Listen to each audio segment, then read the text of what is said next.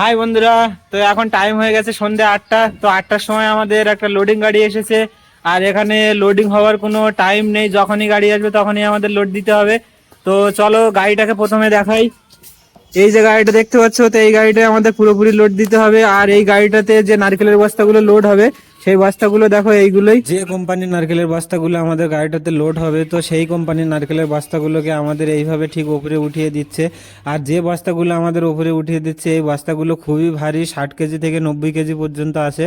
তো এই বস্তাগুলো আমরা একটা একটা করে নিয়ে গাড়িতে নিয়ে যাচ্ছি। আর এখন টাইম হয়ে গেছে 8টা, আর আমরা এসেছি সকাল 6টায়।